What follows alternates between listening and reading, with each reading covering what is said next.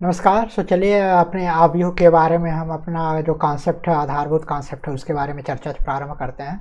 तो जैसा कि हमने कहा था कि एक बहुत ही इफेक्टिव टूल है जो हमारे बहुत सारे linear problems, complicated linear problems जो होते हैं, बहुत सारे इन्फॉर्मेशन के साथ कंटेंट करके उनको सॉल्व किया जा सकता है और इसका बहुत ही वाइडली उपयोग किया जाता है।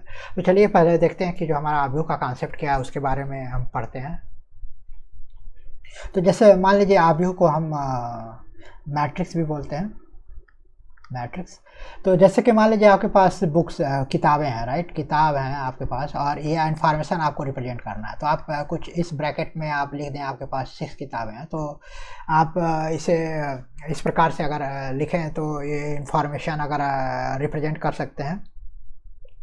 और मान लीजिए आपके पास जो पेन है, कुछ पेन है, जो मान लीजिए आपके पास 6 पेन है, तो आप इसको इस तरह से भी लिख सकते हैं। 6 पेन है और कामा नहीं लगाएंगे यहाँ पे, 6 पेन है। तो आपको पता है कि जो हमारा जो फर्स्ट इसमें कॉलम है वो हमारा क्या रिप्रेजेंट करता है, किताब।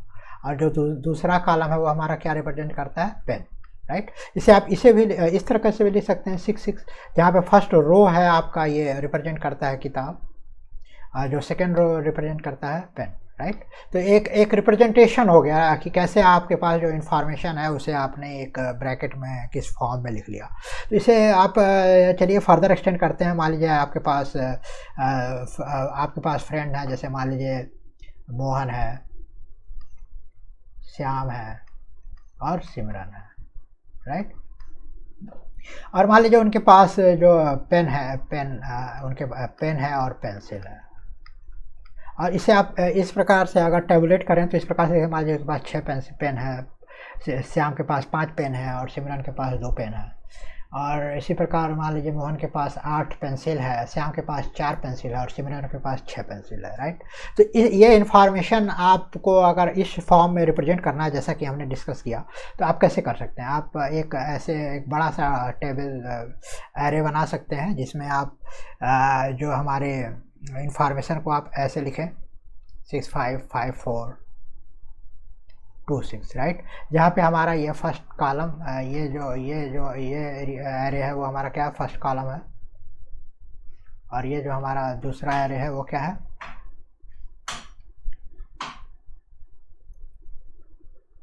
सेकेंड कॉलम है। इसी प्रकार जो हमारा ये रो है, 2 रो है, तो हमारे first row, second row, third row है ये, राइट। तो इसका मतलब जो रो को हम पंक्ति बोलते हैं, जनरली हम रो और कॉलम ही यूज करेंगे, ओके। तो इस प्रकार से आप देखिए कि जो हमारे अगर जो पंक्तियां हैं, अगर हमारा जो आइटम्स है उनके पास उनको रिप्रेजेंट करती हैं, जैसे फर्स्ट कॉलम हमारा पेन को रिप्रेजेंट करता है और सेकंड कॉलम पेंसिल को रिप्रेजेंट करता है, और जो रोज है आपके फ्रेंड्स के नाम रिप्रेजेंट करते हैं, तो आप इस इंफॉर्मेशन को इस फॉर्म में लिख सकते हैं, राइट। और इसी चीज़ को आप दूसरे तरीके से भी लिख सकते हैं। मान लीजिए इसे आप इस प्रकार से भी लिख सकते हैं, जिसमें आपके जो इन्फॉर्मेशन, जो टेबल आप बनाते हैं, आप ऐसे बना सकते हैं, मोहन, श्याम, सिमरन, राइट। और जो आपके आइटम्स हैं उसे आप यहाँ पे लिख सकते हैं, पेन, पेंसिल, राइट। सो आप जो इन्फॉर्मेशन ऊपर ऐसे लिखा उसे आप 3 दोस्तों के लिए उसे आप इस तरह कह सकते हैं, 6 5 2 8 4 6, राइट। तो आप देखिए कि यहाँ पे जो हमारा कॉलम है, हमारे जो पंक्तियाँ हैं वो आपके फ्रेंड के नाम को रिप्रेजेंट करती हैं और जो आइटम्स हैं वो हमारे रोज से रिप्रेजेंट करते हैं। तो इस प्रकार से जो हमारा एक एरे बनेगा उसे आप इस प्रकार से लिख सकते हैं,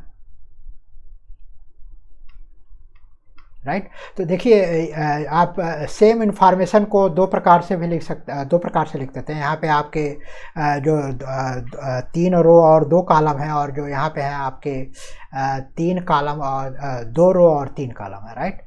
तो इस प्रकार से एक आप देख सकते हैं कि आप कैसे इन्फॉर्मेशन को एक एरे फॉर्म में आप लिख सकते हैं। तो इस हिसाब से करते हैं तो आव्यूह को आप इस तरह से परिभाषित कर सकते हैं कि ये एक आयताकार क्रम विन्यास है, जिसमें ऑर्डर एलिमेंट्स और उसके जो अवयव है वो हमारे एलिमेंट कहे जाते हैं आव्यूह को। और इस संरचना को ही हम इस प्रकार के जो हमारा आयताकार क्रम विन्यास है उसे ही हम आव्यूह के नाम से जानते हैं। और जो आव्यूह की प्रविष्टियाँ हैं, जो एलिमेंट्स हैं, जो इसके अंदर जो इंफॉर्मेशन, जो नंबर है या फंक्शन है जो इसके अंदर दिया हुआ है, उसे हम जो हमें आव्यूह के अवयव या प्रविष्टियाँ कहते हैं। तो ये तो हो गया हमारा कैसे हमारा मैट्रिक्स जो आव्यूह है कंस्ट्रक्ट होता है और कैसे हम इंफॉर्मेशन को कंटेन कर सकते हैं। इस प्रकार से चलिए एक जनरल रिप्रेजेंटेशन देखते हैं आव्यूह का कैसे होता है, और जो हमारा जो आव्यूह की कोटि भी बोलते हैं, ऑर्डर ऑफ मैट्रिक्स क्या होता है, वो क्या होता है और कैसे उसे रिप्रेजेंट करते हैं।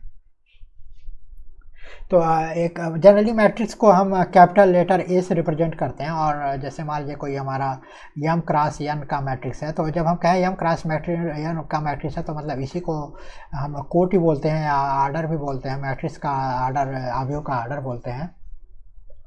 और इसका मतलब ये हुआ कि इसमें जो फर्स्ट डिजिट यम है वो हमारे पंक्ति जो हमारे जो नंबर ऑफ रोज हैं, यम को रोज जो है हमारी उसे रिप्रेजेंट करते हैं, रोज या पंक्तियाँ आप बोल सकते हैं, पंक्तियाँ। जो हमारे दूसरा डिजिट है वो हमारे कॉलम को रिप्रेजेंट करते हैं, जिसे हम स्तंभ भी बोल सकते हैं, स्तंभ के नाम से भी जानते हैं या कॉलम भी बोलते हैं। इसे फर्स्ट डिजिट को रोज। तो मान लीजिए आपका कोई मैट्रिक्स ये है, तो आपके जो ये है ये हमारे क्या है, ये हमारी पंक्तियाँ हैं, पंक्तियाँ हैं जो हमारे इसे रो बोलते हैं, और जो हमारा ये इस तरह से जो लाइन के क्रॉस जो एलिमेंट्स आएंगे उसे हम बोलते हैं कॉलम, कॉलम के अलॉन्ग, और इसे हम स्तंभ भी बोलते हैं, राइट, स्तंभ। तो आप यह ध्यान रखें रो और कॉलम जब मैं कहूँ तो पंक्तियाँ और स्तंभ का क्या मतलब है। और इस प्रकार से जो कोटि है मैट्रिक्स की उसे हम कहते हैं यम क्रॉस एन। तो इसका मतलब इसमें नंबर ऑफ जो एलिमेंट्स होंगे, ये बात करें जिसे अगर हम फिल करें तो हमारे total M into N elements होंगे, अवयव होंगे इस मैट्रिक्स में, राइट।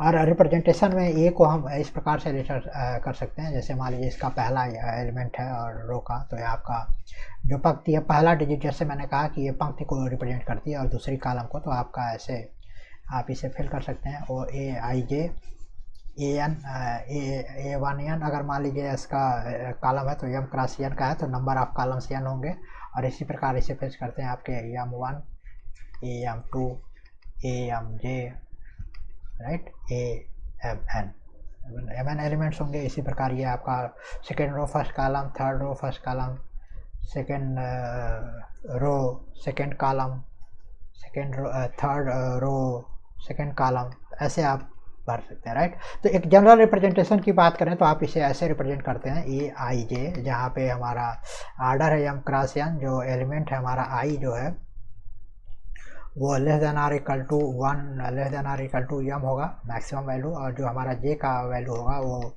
हमारा less than or equal to N होगा। और ऑब्वियसली जो हमारे जो आई और जे हैं वो हमारा एलिमेंट है नेचुरल नंबर का, जो हमारा 1 2 3 एंड सो ऑन, राइट। तो इस प्रकार से जो हमारा एलिमेंट है ए आई जे, ये हमारा क्या है, हमारा अवयव है, हमारा जो आव्यूह का अवयव है, ओके। और ये हो गई हमारी क्या, कोटि हो गई। और ये जो हमारा क्या रिप्रेजेंट करता है, पंक्ति को, और ये हमारा क्या रिप्रेजेंट करता है, नंबर ऑफ स्तंभ को, ओके।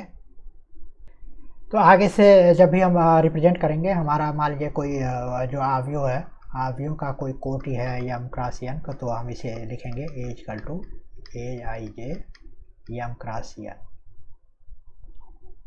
जनरली अभी हम रियल वास्तविक संख्याओं पे ही जो अलजेब्रा और बाकी चीज़ों का अध्ययन करेंगे, हम बाकी कॉम्प्लेक्स और वो सब नंबर्स पे बात नहीं करेंगे, वो बहुत ही एडवांस लेवल में आप आगे बढ़ेंगे, right.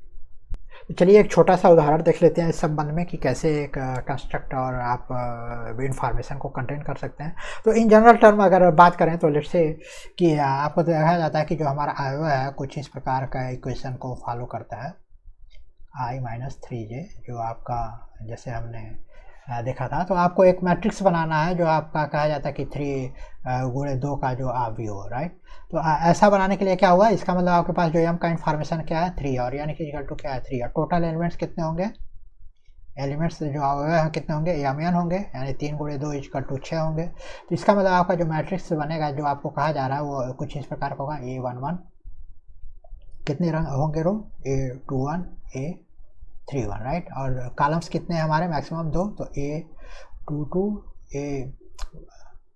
A12 A22 and A32, right. तो ये एलिमेंट्स हैं आपके, तो इसका मतलब आपको ये मैट्रिक्स बनाना है तो आपको ये वैल्यू पता करने होंगे, ये क्या होंगे। तो इन वैल्यू को पता करने के लिए आप A11 कैसे ज्ञात करेंगे, आपका ये फार्मूला दिया हुआ है। तो यहाँ पे तो A11 का हो गया 1/2, आई का मतलब 1 माइनस 3 इंटू जे का मतलब आपका दिया हुआ है 1 राइट, तो 1। तो आप इसे सॉल्व करेंगे तो आपको मिलेगा 1/2 -2, मॉड ऑफ -2 क्या होगा, +2, तो ये आपका हो जाएगा 1।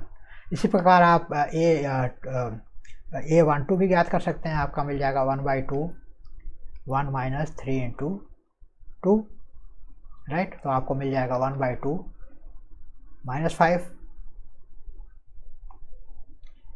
5/2, और आप उसका मॉड लेंगे तो प्लस हो जाएगा, तो हो जाएगा आपका ये हो गया -5, राइट। तो आपको मिलेगा 5/2।